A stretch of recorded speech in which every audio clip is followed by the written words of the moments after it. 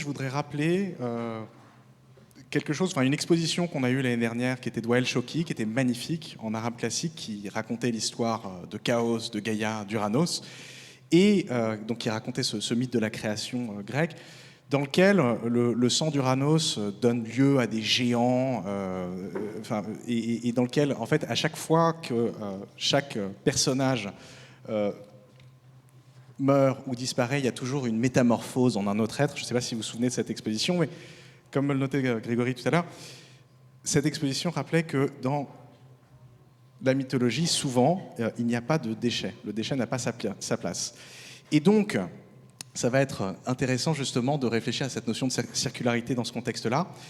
Et on va commencer, alors non pas avec le cosmos, le firmament, la création de l'univers, mais avec quelque chose qui est peut-être un tantinet moins poétique, qui est l'invention du déchet.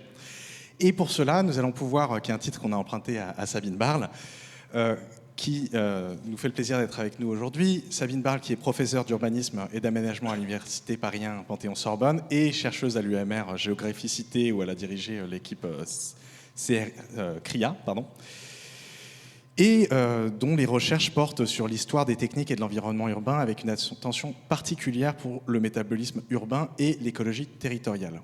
Nous aurons aussi le plaisir de discuter avec Lionel Devliger, qui est ingénieur, architecte et historien. Il a cofondé Rotor, on a entendu l'un de vos collaborateurs ce matin pour ouvrir les journées. Rotor, qui est une organisation bruxelloise spécialisée dans l'étude de la culture matérielle actuelle. Et donc, Lionel a enseigné dans des universités à peu près partout en Europe et aux États-Unis, UC Berkeley, TU Delft, Columbia, AA School of Architecture. Et en 2018, il a notamment coécrit Déconstruction et réemploi, manuel de référence sur la réutilisation des éléments de la construction. Donc, merci à vous deux d'être ici pour cette discussion, qui va, une fois de plus, porter sur des questions, on va essayer de réfléchir en fait avec vous aux conséquences de la notion de déchet, notamment parce qu'on pourrait penser qu'il y a toujours eu du déchet, que c'est quelque chose on pourrait penser qu'il y a toujours eu du déchet. En fait, Sabine Barle, vous montrez très bien à travers votre ouvrage L'invention du déchet que c'est une invention qui arrive, notamment le déchet urbain, assez tardivement au 19e siècle. Pourquoi ? Alors, effectivement, quand on pense aux déchets, on peut déjà penser au terme déchet. C'est un mot qui existe depuis longtemps en langue française, qui vient du verbe bêchoir. Donc, un déchet, c'est quelque chose qui tombe. Et en particulier, c'est un terme qui est employé dans le domaine de l'artisanat et de l'industrie, qui sont confondus jusqu'au 19e siècle. Et donc, c'est la chute, c'est la partie de la matière première qui n'est pas incorporée au produit. Et ce terme, en fait, quand on s'intéresse à la ville, on se rend compte qu'il n'est jamais utilisé dans les textes. Alors, je n'ai pas lu les textes des 17e, 16e, 15e, etc. Mais en tout cas, les textes des 18e et 19e siècles ne les emploient pas. Et ça, c'est ça qui avait piqué ma curiosité. Et quand on creuse un peu, on peut se dire, oui, mais les villes produisent bien des sous-produits, des trucs, des choses qui restent.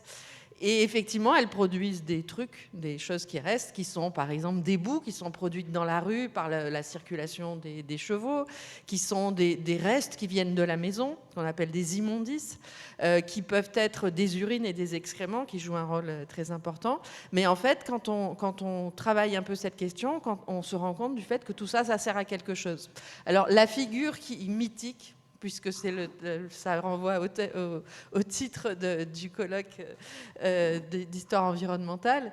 La figure mythique qui est demeurée de cela, c'est le chiffonnier, pour lequel j'ai mis quelques illustrations ici. Alors justement, qu'est-ce qu'il fait le chiffonnier ? Alors le chiffonnier, justement, lui, il ramasse, il faut s'imaginer des villes dans lesquelles, alors, quasiment toutes, en Europe et en particulier en France, il n'y a pas de récipient pour mettre les immondices ou les ordures, donc on dépose tout ça en tas dans la rue. Et donc, le chiffonnier, il va chercher ce dont il a besoin, ce qui va faire sa rémunération. Et cette activité de chiffonnage et cette activité de récupération, on pourrait penser que c'est quelque chose qui est hérité de l'Ancien Régime pour la France ou de l'ère pré-industrielle. Mais en fait, quand on regarde les choses, on se rend compte du fait que cette activité ne fait que monter en puissance au XIXe siècle et qu'on peut dire que le XIXe siècle en France, mais en Europe, au moins une partie du 19e siècle. C'est le siècle du recyclage et de la valorisation. Alors, parce que justement, ce chiffon, ce chiffonnier, il est réutilisé avec l'idée qu'on va pouvoir le revaloriser, justement. Tout à fait. Alors, on peut passer à la diapositive suivante. Je ne sais pas s'il y a un vous petit avez truc. votre... Ah, voilà. Alors, ça, c'est un atelier. Non, celui d'avant, c'est un avant-avant. Bon, c'est pas grave. On s'en fiche des illustrations. En plus, elles sont floues, donc c'est pas grave. Mais en fait, ces matières, les matières que collectent les chiffonniers, elles servent à l'industrie et elles vont constituer un des moteurs de la première révolution industrielle. Alors, quand on dit chiffonnier, on pense chiffon, bien sûr. Et effectivement, ces chiffons d'origine végétale, les chiffonniers vont les collecter pour permettre la fabrication du papier. Fabriquer du papier avec du chiffon, c'est ancien, mais ce qui va se passer au 19e siècle, c'est qu'on va mettre au point la machine à papier qui permet d'augmenter les capacités de production et qui va faire que la demande de chiffon va exploser. Par conséquent, on va ramasser de plus en plus de chiffons et surtout, on va aller les ramasser dans les villes parce que c'est là que le gisement est le plus concentré et le plus important. Mais ces chiffonniers, ils ramassent énormément d'autres choses. Donc voilà, c'est que ça n'est pas pas que que du le chiffon. Non, on peut avoir une confusion du fait de leur nom. Le deuxième produit qu'ils ramassent, qui leur apporte le plus d'argent, ce sont les os des animaux, puisqu'à l'époque, on vend la viande avec l'os. Donc ces os, on les retrouve dans l'état d'ordure. Et ces os d'animaux, ils étaient déjà utilisés, mais ils vont connaître des usages plus intenses et plus nombreux. Alors, on fait de la colle avec les os, enfin avec une partie des os. Mais cette colle, elle va prendre un autre nom. Il faut que je fasse attention parce que je peux parler toute la nuit de ce truc-là. Mais ne vous inquiétez pas, je vous arrêterai. Elle va prendre un autre nom lorsqu'elle a un autre usage, qui est la gélatine. Or, au début du 19e siècle, on s'inquiète beaucoup de l'alimentation des ouvriers, pas forcément par philanthropie, mais parce qu'on a besoin que les ouvriers soient productifs. Et les ouvriers n'ont pas accès à la viande qui est trop chère. Et on se dit que la gélatine pourrait leur donner une alimentation plus riche et un succédané de la viande. Bon, ça n'a pas trop marché parce que c'est pas si riche que ça, mais la gélatine va avoir un destin glorieux parce qu'elle va servir à l'alimentation bourgeoise pour faire des potages, pour faire des desserts, des blancs mangés, des entremets, etc. Et puis elle va servir plus tard pour les négatifs photographiques. Alors, c'est vrai que pour l'instant, elle ne donne pas si fin que ça, cette gélatine, je dois dire. Mais il faut avoir une idée de cette... Donc, finalement, ces chiffonniers participent d'un système, d'une économie extraordinairement efficace, parce qu'il ne reste à la fin. Ils ramassent les chiffons, ils ramassent les bouts d'os, ils ramassent tout ce qui peut à peu près être recommercialisé, et même en fait, à la fin, il ne reste que la boue, et en fait, même la boue, à l'époque, n'est pas ce qu'on peut penser aujourd'hui. Alors effectivement, si on avance dans ces diapos là, bon, et les os ils font plein d'autres trucs avec, mais on m'a coupé la parole, je sens que le temps passe trop vite, donc je vous le raconterai une autre fois. Est-ce que ah, c'est moi qui l'ai, mince. J'ai des problèmes avec les appareils aujourd'hui, entre le compteur qui marche dans le mauvais sens et hop. Voilà. Donc cette boue, en fait, elle est extrêmement utile parce qu'elle est ramassée dans les rues, alors à Paris, mais pas qu'à Paris, hein. Et elle sert tout simplement d'engrais. Ce qu'on voit ici, alors ça c'est plutôt des images fin 19e, alors je ne sais pas si vous arrivez à voir les ronds et les triangles, mais c'est le lieu des débarquements des boues qui sont collectées dans les rues de Paris et qui vont être débarqués puis transportés par des animaux de trait vers les exploitations agricoles. Donc ça c'est une utilisation extrêmement importante parce qu'on a besoin d'engrais au 19e siècle. Si vous lisez Victor Hugo, Les Misérables, chapitre L'intestin de Léviathan, vous verrez qu'il dit quelque chose de faux sur Paris, parce que ça ne marche pas du tout comme il le décrit, mais l'inquiétude qu'il manifeste sur la question de l'alimentation en Europe est tout à fait juste, enfin partagée en tout cas, et donc ce qu'on dit, c'est qu'il faut chercher des engrais à tout prix, notamment des engrais en ville, et ces engrais, ce sont aussi des urines et des excréments, qui sont très prisés, si je puis dire, puisqu'ils sont considérés comme des engrais de très bonne qualité. Et donc, on voit qu'on a ici une forme de mutualisme entre ville, industrie et agriculture, avec une circularité, pourrait-on dire, qui est extrêmement forte et, comme je le disais à l'instant, qui ne va faire que se renforcer au moins jusqu'aux années 1860-1870. Alors, cette circularité, vous lui donnez un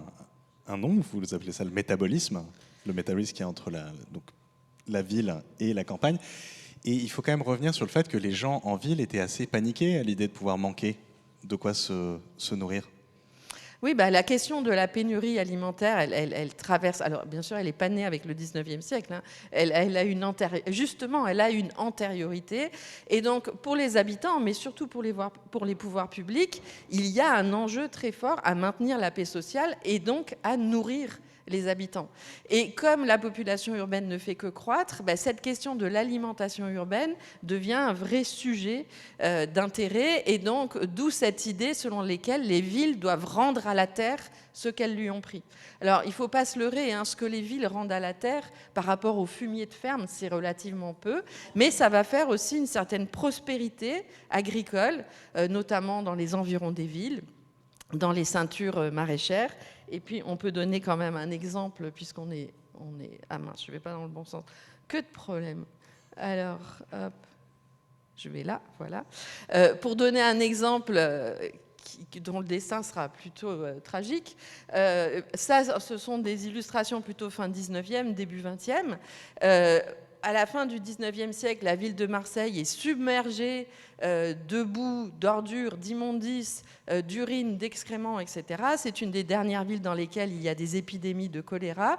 Et donc le projet qui est mis en œuvre, qui associe d'ailleurs public et privé, c'est de fertiliser la plaine de l'Accro avec les ordures marseillaises. Et donc pour cela, on crée une ligne de chemin de fer qui se rend à Entresins, avec ce projet de fertilisation de l'Accro. Et l'idée aussi, c'est de ramener les pierres de la plaine de l'Accro à Marseille pour s'en servir dans les travaux publics. Donc ça, on pourrait dire, c'est de l'économie circulaire, et c'est même de la logistique inverse, pour reprendre des termes d'aujourd'hui.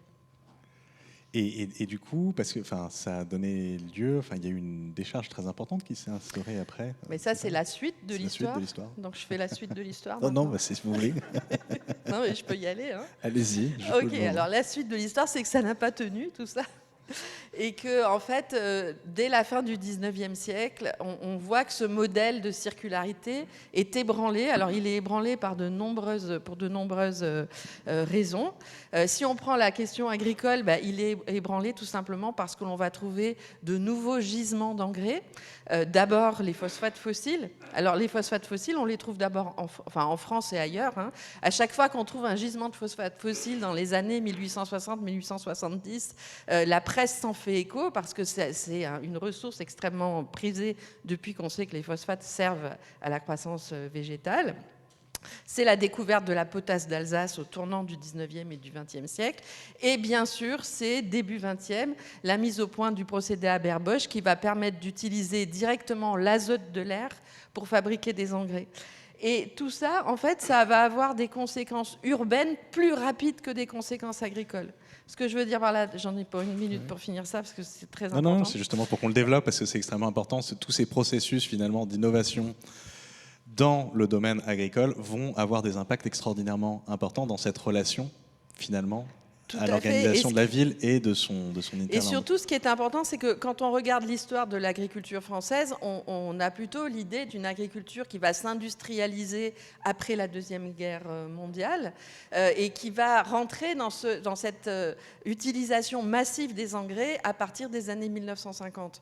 Mais l'utilisation de ces engrais industriels, elle débute petitement au début du XXe siècle, et l'impact sur la ville va être direct parce que ça va complètement disqualifier les engrais urbains et ça va conduire à l'abandon de cette valorisation. Et le résultat de tout ça, c'est ça. Donc à droite, ce sont des photographies, alors très récentes pour celle-ci, des années 2000, de la décharge d'Entresins, c'est-à-dire que cette gare d'Entresins où arrivaient des ordures qui étaient destinées à fertiliser l'Accro, eh bien, elle va devenir le moyen d'approvisionner ce qui va devenir la plus grande décharge d'Europe par disqualification de ces engrais. Bon, l'autre illustration, c'est la Seine qui mousse. La Seine qui mousse dans les années 1960, ça c'est à Pose, c'est l'entrée de l'estuaire, tout simplement parce qu'on a beaucoup moins utilisé les urines et les excréments et que par conséquent, on les a massivement rejetés à la rivière, à la mer, au lac, selon où on se trouve. Et finalement, cet abandon à la nature de ces matières qui avaient une valeur, elle se traduit par une très forte dégradation, pollution, etc., etc. Et donc là, on peut parler de linéarisation du métabolisme urbain. Alors c'est intéressant parce qu'on pourrait se dire que évidemment, de relier cette question de la sécurisation de la souveraineté, la sécurité alimentaire, le fait qu'il y ait eu ces découvertes immenses dans le domaine agricole, c'est incroyable de voir à quel point ça a engendré ces effets en cascade, donc, et qu'on arrive à la création du déchet à ce moment-là, finalement, de quelque chose dont on n'arrive plus à trouver d'utilité. Donc finalement, le déchet, aujourd'hui, comment est-ce qu'on le qualifierait, selon vous? Comment on le qualifie? Comment on le définirait? Le déchet aujourd'hui, il y a une autre définition européenne, mais en fait, la définition du déchet, elle est liée vraiment à la notion d'abandon. La première définition qui est dans la loi de 75, c'est toute matière que son détenteur destine à l'abandon. Et ça, en droit, ça renvoie à l'idée de chose nulle, c'est-à-dire qui n'appartient plus à personne. Elle n'est pas commune, elle n'est pas privée, elle n'est pas publique, elle est nulle parce qu'elle est abandonnée, et elle est abandonnée à la nature. Et ce qui va donner lieu à des lois qui vont conduire les collectivités à les prendre en charge, mais dans une perspective de correction et non plus de valorisation, même si la loi de 75 parle de valorisation. Alors, ça me donne une transition absolument parfaite pour poser une question à Lionel, puisque Lionel, vous avez, avec Rotor, organisé tout un travail justement formidable pour essayer de prendre en charge une partie de cet angle mort énorme de ces systèmes donc linéaires qui ont essayé de rendre plus efficace un certain nombre de cycles et qui nous laissent avec des quantités de déchets absolument immenses, parce que, je repars sur quelques chiffres, mais on est à peu près 340 millions de tonnes en France seulement en 2022 de production de déchets. Rotor, est-ce que vous pouvez nous expliquer un petit peu quelle est votre démarche, qu'est-ce que vous essayez de faire et comment est-ce que vous essayez d'approcher la question du déchet à travers votre initiative? Ok, merci pour la question. Peut-être je vais reprendre le pointeur. Merci. Parce que justement, j'avais préparé une diapo sur la question. Ceci, c'est une image qui reprend deux objets propres de la première phase de Rotor. Victor y a fait référence ce matin. Disons que Rotor a commencé avec l'ambition de faire une base de données de déchets industriels récurrents, donc stables, parce qu'ils sont produits de façon permanente, et qui pourraient, dans une logique plutôt d'écologie industrielle, servir dans le design, dans l'architecture, dans la scénographie, les arts. Et c'est pour cette raison qu'on a regardé, par exemple, cette transition d'un producteur de sacs poubelles qui doit produire un lot de sacs blancs et puis un lot de sacs bleus après, et qui ne va pas arrêter la machine, il va juste faire continuer la machine. Et entre deux, on a cette transition entre le blanc et le bleu. C'est un déchet, vraiment dans le sens dont Sabine parlait tout à l'heure. Et puis il y a les cônes de polyuréthane. Donc ça, c'est vraiment l'intérêt qu'on avait au début pour ces déchets industriels. Là, le déchet est à droite, c'est bien ça. Ce sont deux déchets. Ce sont deux déchets. Bon, on les a choisis là dans le contexte d'une exposition en Allemagne parce qu'ils sont photogéniques et ils donnent envie de comprendre ce qui est derrière le déchet. C'était une exposition qui s'intéressait particulièrement au moment de séparation entre le produit et ce qui est déchu. Et donc, regardez cette matière qui n'entre pas dans le produit final et qui est un déchet. Mais donc, rapidement, parce qu'on s'intéressait aux déchets industriels parce qu'on vivait dans un monde en 2005 où les autorités publiques insistaient beaucoup sur la responsabilité des utilisateurs à aller limiter les déchets, mais on ne parlait pas du tout des déchets industriels et on voulait s'adresser à cette catégorie-là qui fait 90% de tous les déchets produits dans nos sociétés, alors que le déchet domestique n'est que 10% de la totalité. Et puis assez rapidement, on s'est rendu compte que de toute façon, le champ du déchet industriel était trop vaste pour nous, et que dans ce champ-là, il y a un secteur qu'on connaissait bien, parce qu'une bonne partie des rotoriens avaient une formation en architecture, c'est le déchet du bâtiment. Et là, on s'est rendu compte qu'il y avait des quantités colossales, qu'il y avait des utilisations qui étaient beaucoup plus évidentes que essayer d'utiliser un cône en polyuréthane. Et donc, on s'est rapidement, à partir de 2009, totalement focalisé sur cette question-là. C'est quelle part à peu près le déchet issu du bâtiment dans l'ensemble des déchets industriels? C'est 40% environ. 40% environ. C'est ça.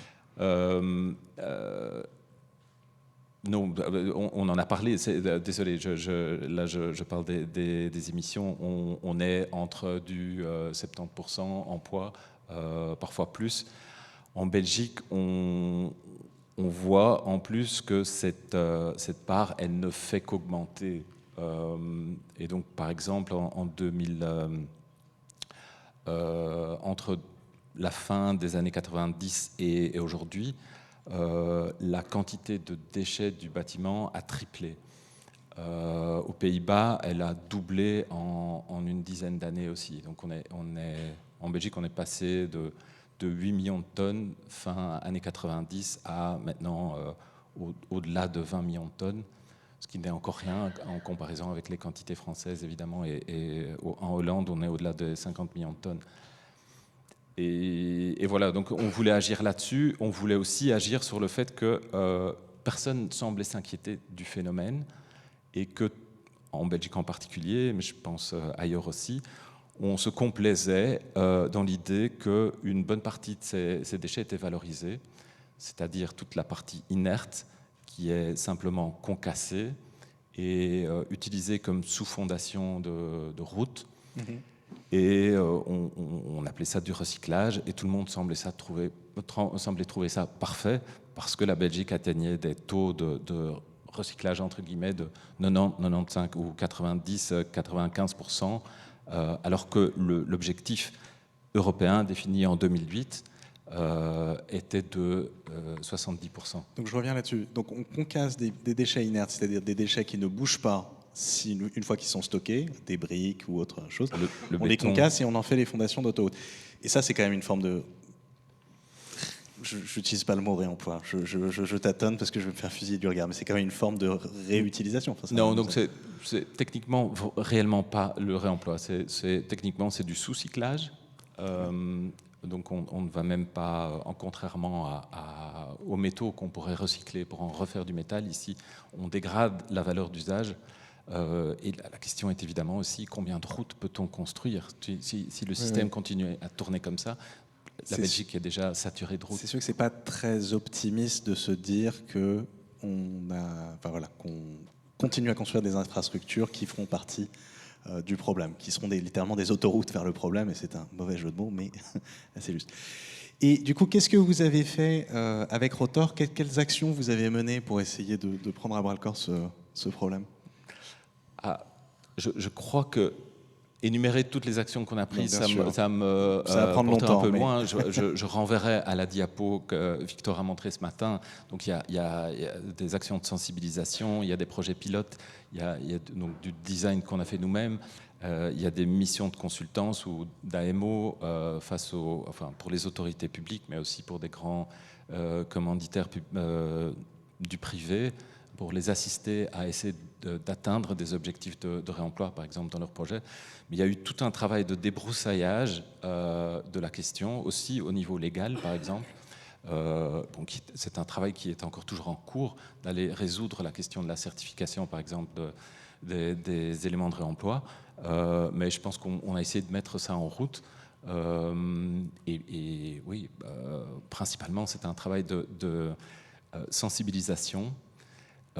Sensibilisation aussi au fait que certains acteurs du réemploi existaient, mais que personne n'était au courant de leur existence. Et alors justement, comment ça se passe pour ces acteurs? Comment est-ce qu'ils ont, entre guillemets, survécu, ces acteurs du réemploi, sachant qu'on est passé dans des systèmes qui sont tellement peu faits pour travailler à partir de...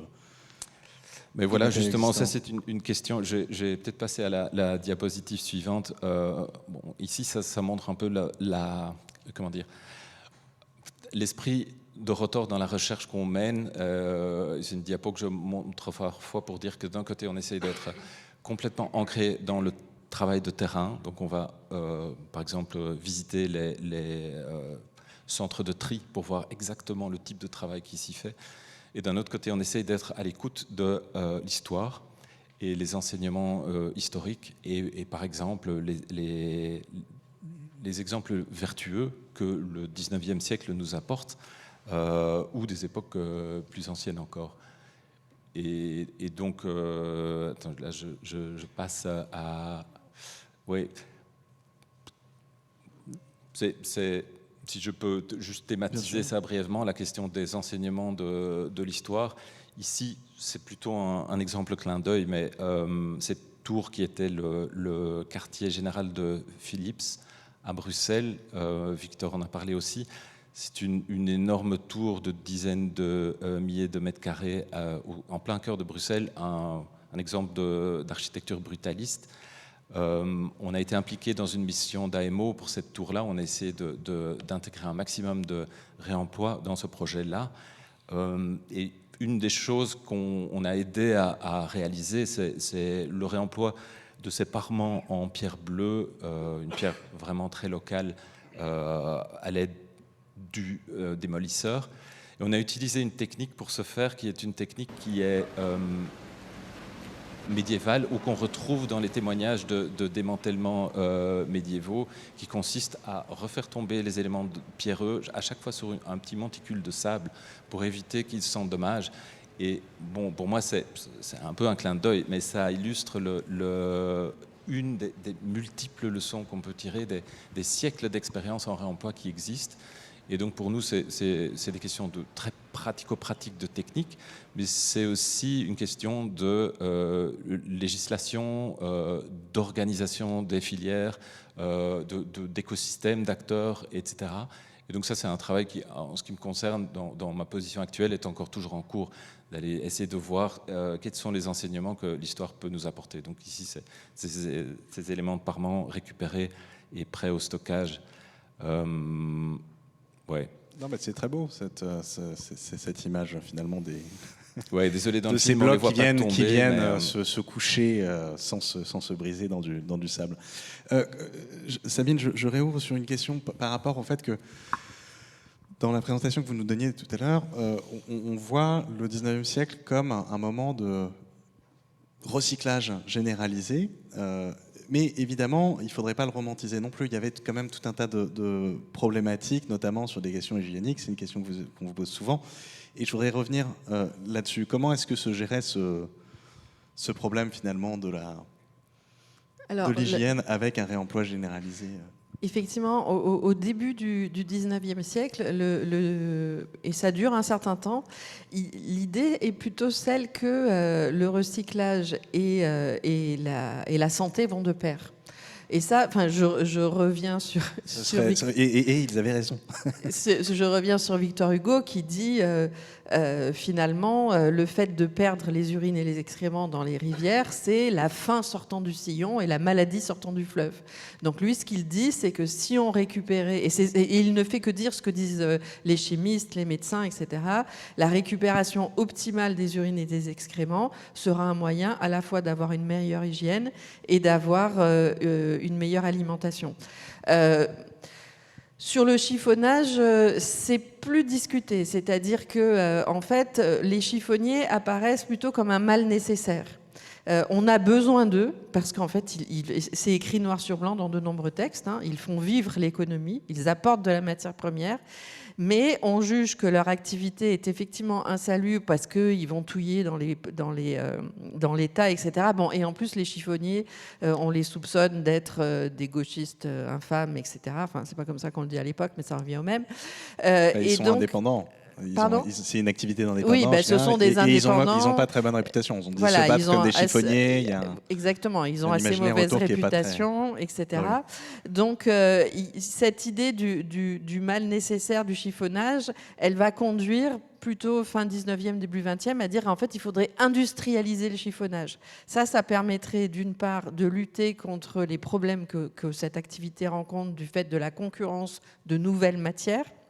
mais aussi d'hygiéniser en quelque sorte ce chiffonnage par sa réalisation dans une usine qu'on appelle une usine de trituration à l'époque, et qui ressemble beaucoup à un centre de tri d'aujourd'hui. Donc il y a des relations un peu ambiguës entre l'hygiène et ces activités de récupération, mais ça n'est pas la question hygiénique qui a détruit, si je puis dire, la récupération. C'est vraiment la compétition de nouvelles matières, c'est de nouveaux enjeux urbains, ne serait-ce qu'avec le développement de l'automobile, il n'y a plus eu de boue organique dans les rues, donc plus de boue à valoriser, etc., etc. Donc des mutations très profondes qui vont dans ce sens. Et si je puis ajouter quelque chose qui renvoie à l'économie circulaire, sauf s'il faut le faire après. Non, allez-y, allez-y. Ce qu'on observe, et ça c'est vraiment une chose qui me paraît très importante quand on réfléchit à l'économie circulaire aujourd'hui, c'est qu'en fait, et ça c'est très bien montré par les chiffons et le papier, c'est que l'utilisation des chiffons a permis l'essor de la production de papier jusqu'à ce qu'il n'y ait plus assez de chiffons. Et ça signifie que finalement, dans un premier temps, la valorisation des sous-produits urbains a soutenu la croissance, puis en a été le facteur limitant. Et ce qui a conduit à chercher autre chose. Et dans le cas du papier, à chercher à trouver la cellulose directement dans les végétaux, etc. Et donc, par rapport à la discussion contemporaine d'aujourd'hui sur l'économie circulaire comme pouvant soutenir de la croissance, on voit qu'il y a une impossibilité qui est, en tout cas, qui illustre très bien cette question de la fin du 19e siècle. Non, mais c'est pas fait, c'était le point sur lequel je voulais vraiment revenir. Cet exemple du chiffon qui engendre une économie, puis on invente des machines qui doivent être nourries de chiffon, il y a une pénurie face à ça, et on se tourne vers des forêts, et donc des problèmes de déforestation assez massifs qui se mettent en place. Et ça, c'est... En fait, Lionel, j'ai envie de vous poser la question dans votre pratique. Si on fabrique des outils industriels qui ont besoin d'une alimentation en continu, comment est-ce qu'on peut essayer finalement de sortir d'une boucle qui soit potentiellement néfaste? Comment est-ce que vous essayez de sortir donc de cette relation qui peut être compliquée entre des outils industriels qui prédestinent à certains usages voraces en matériel, puisqu'il ne peut pas y avoir de réemploi sans production de matière dans un premier temps, sans destruction, sans ce type de serpent qui se mord la queue. Oui. Moi, j'ai l'impression qu'il faut peut-être d'abord, tout à l'heure, Sabine parlait de la linéarisation du métabolisme urbain.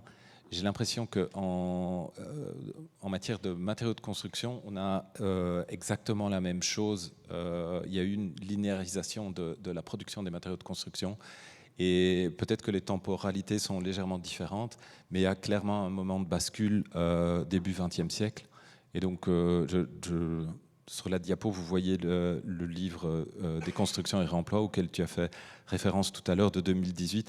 Le premier chapitre est dédié à l'histoire du réemploi et dit très clairement qu'on a toujours réutilisé les matériaux de construction. Ça n'avait aucun sens de ne pas le faire.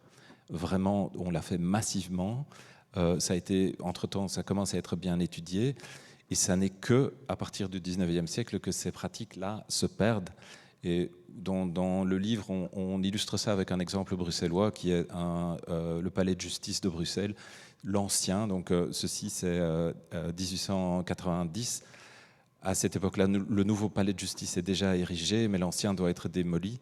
Et on le fait à l'ancienne, c'est-à-dire les ouvriers commencent au-dessus, font tomber les blocs de pierre justement sur des petits tas de sable, et on démantèle tout, on démonte les châssis de fenêtres en gardant les vitres intactes, etc.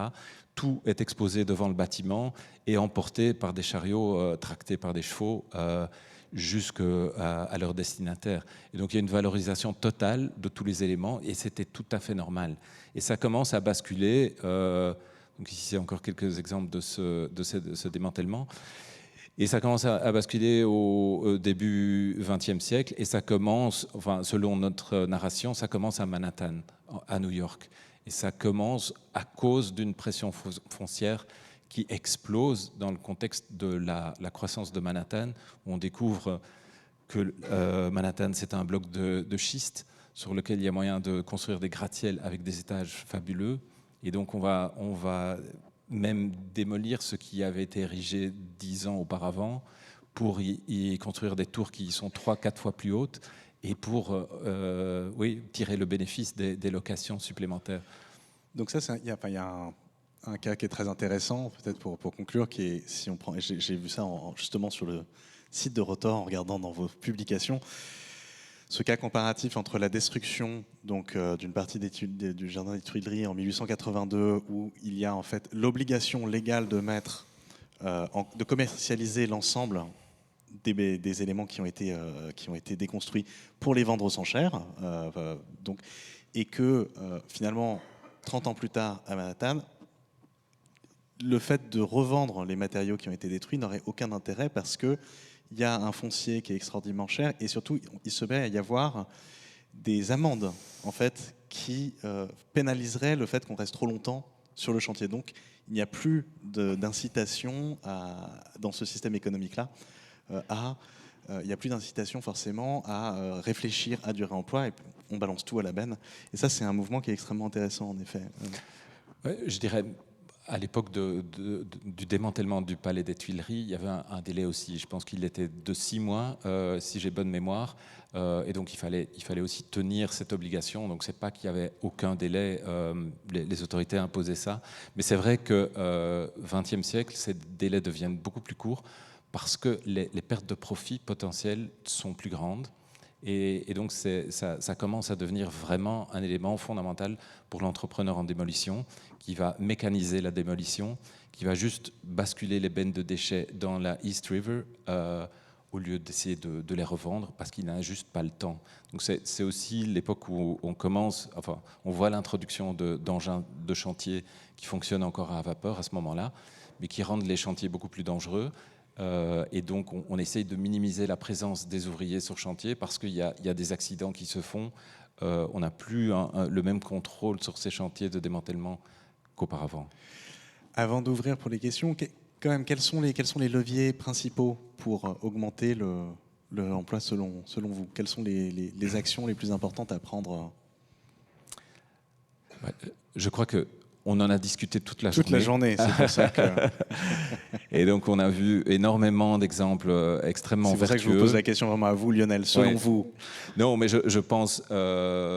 franchement, moi, quand on a commencé en 2005, le réemploi était nulle part avec Rotor.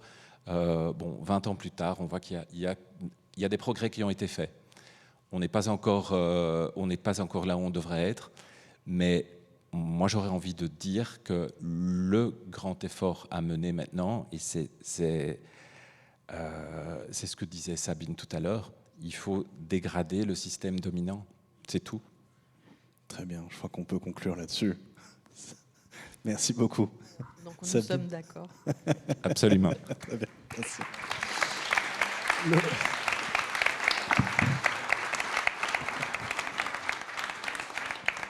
Merci beaucoup. Nous avons le temps de prendre quelques questions. Est-ce qu'il y a des questions dans l'Assemblée? Allez-y. Alphonse, maybe. Thank you, everyone, for that lovely presentation. As much as I can understand through the translation is brilliant. My name is Alphonse, and I'm speaking on Sunday. I'm an architecture historian specializing in the tropics.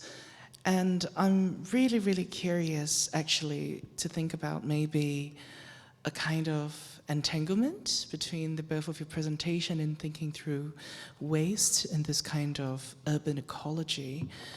And I'm really thinking a lot about the kind of metabolic intimacy, I think, that exists between our conceptions of waste and its afterlives. And I think there's a very interesting point or resonance between both of your presentation that I think defaults to an industrial scale. There is a kind of understanding of waste as a massive problem that needs to be solved at scale.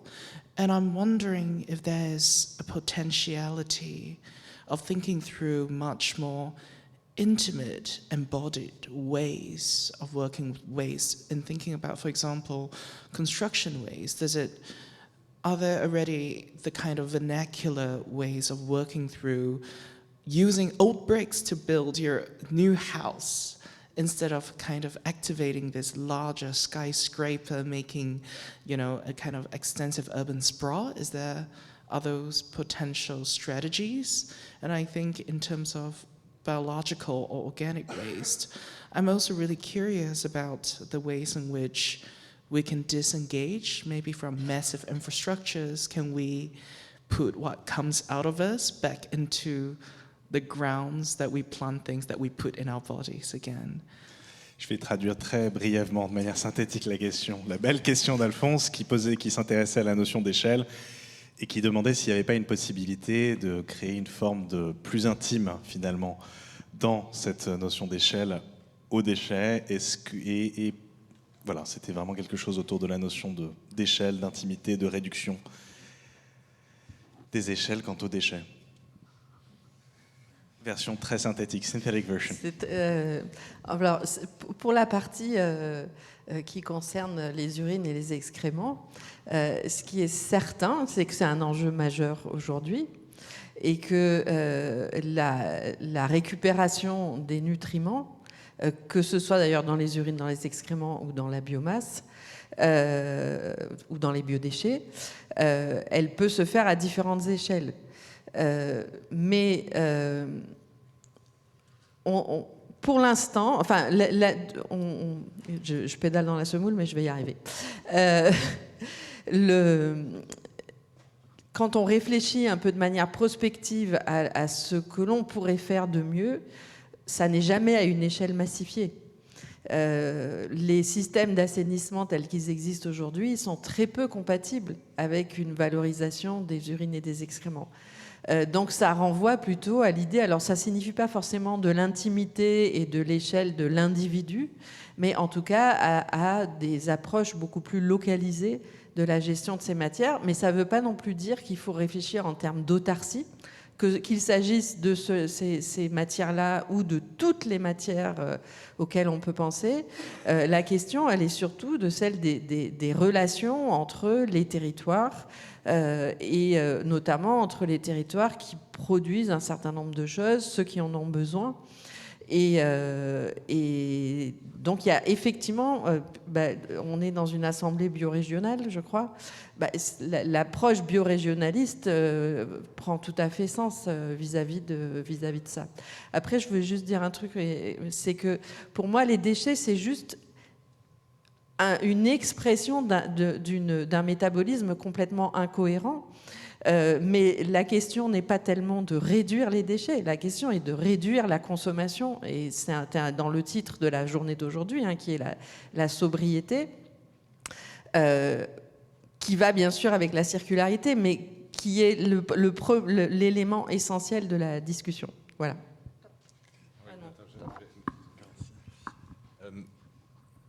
Je partage tout à fait l'avis de Sabine concernant le problème de la consommation. Et il y a un bon documentaire de la BBC qui s'appelle History of Waste et qui montre combien la situation a changé même après-guerre. Donc, dans les années 50, en Grande-Bretagne, on parlait encore du dustbin. Le mot est encore utilisé aujourd'hui. Et en réalité, c'était un conteneur en métal dans lequel on mettait surtout les cendres du poêle. Et pour le reste, il y avait à peine des déchets. Les déchets ménagers pouvaient être utilisés dans le jardin ou donnés aux poules. C'est vraiment avec la société de consommation des années 60, 70, etc., que la quantité de déchets a commencé à exploser. Et on a l'impression qu'avec le matériau de construction, il y a eu cette même logique. C'est devenu un produit de consommation. On trouve ça tout à fait normal de l'utiliser, de le jeter 10, 20, 30 ans plus tard. Et puis, j'aime bien ta remarque sur le entanglement, l'entremêlement. Et pour illustrer ça, justement, comme Sabine parlait tout à l'heure des eaux que les chiffonniers récoltaient à l'époque, aujourd'hui, les ossements, en Belgique en tout cas, d'animaux.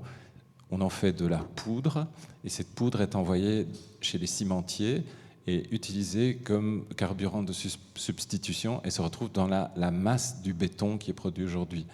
Et c'est un problème double, parce que d'un côté, ça veut dire qu'on produit des carcasses d'animaux comme si c'était de rien n'était, comme s'il n'y avait aucun problème. D'un autre côté, on se rend totalement dépendant des cimentiers pour le traitement de nos déchets. Et donc, il devient impossible d'aller arrêter la production du ciment à cause de ça. Est-ce qu'il y a une autre question? Il y a une question là-bas. Juste, il y a une question au milieu. Oui, et moi je rebondis sur la dernière phrase de votre intervention. Donc il faut dégrader le système dominant. Par rapport à cette question de la dégradation d'un système dominant, est-ce que vous avez pu vous intéresser à des formes d'architecture ou de construction d'occupation que permettait le déchet? Et je pense notamment par exemple à la barricade, mais il y a peut-être d'autres exemples que vous auriez en tête et qui permettent de dégrader, en tout cas de mettre en question un système dominant. Je vous laisse choisir qui veut répondre. Lionel. Ouais. Je pense que quand tu as posé cette question, l'image qui me venait spontanément, c'est Drop City, une commune construite dans un désert américain dans les années 60 et composée de dômes à la Buckminster Fuller, dont les faces étaient couvertes de tôles qui avaient été récupérées sur des voitures qui venaient comment on appelle ça, des cimetières de voitures. Parfois même, les habitants de Drop City allaient juste désosser des voitures existantes sur des parkings pour récupérer cette tôle. Je pense que là, c'est vraiment une espèce d'architecture manifeste qui dénonce de façon très flagrante la société de consommation. Donc ce sont des exemples iconiques, je pense qu'ils sont importants à connaître, aussi à faire connaître aux étudiants. Maintenant, leur portée reste évidemment relativement limitée. Il y a, à ce niveau-là, les années 60-70 ont été très très productives. Il y a les maisons faites avec des pneus de voiture et les maisons faites avec des bouteilles de bière. Donc je pense que les exemples existent. Martin Pawson a écrit un livre sur uniquement des exemples de ce type. Je crois que ça s'appelle Garbage Housing, quelque chose du genre. Donc vous allez retrouver ces images. Maintenant, est-ce qu'elles vont nous aider à résoudre des problèmes? Je ne sais pas. Donc il y a le côté symbolique et ce que ça incarne, mais alors dans la pratique, est-ce que ça va cantonner le problème? J'ai des doutes. Merci Lionel. Donc c'est très bien parce qu'on aura parlé de déchets, et puis avec cette référence à Buckminster Fuller, on part dans un spaceship Earth, qui est quand même quelque chose, justement, vous nous remettez au centre finalement d'un vaisseau spatial à partir du déchet. C'est une très belle manière de finir cette session. Je vous remercie pour votre temps, pour votre attention. Je félicite les membres de l'Assemblée biorégionale pour leur aspect studieux de 8h30 jusqu'à 19h ce soir. Bravo. Et nous allons maintenant donc clôturer cette journée avant... c'est-à-dire que maintenant, nous allons vous inviter, si vous le souhaitez, à venir voir une très belle performance de Christelle O'Hiri donc sur le voile d'Orphée qui va se dérouler au bar Scipio. Le bar Scipio, vous devez contourner la Grande Halle et donc c'est de l'autre côté de la Grande Halle. Certains et certaines d'entre vous ont déjà réservé leur billet. Bravo, formidable. D'autres ne l'ont pas fait. Il faudra donc attendre à l'entrée pour voir s'il y a des places qui restent disponibles. Mais normalement, toutes les personnes qui veulent le voir devraient pouvoir y accéder. Voilà, merci pour cette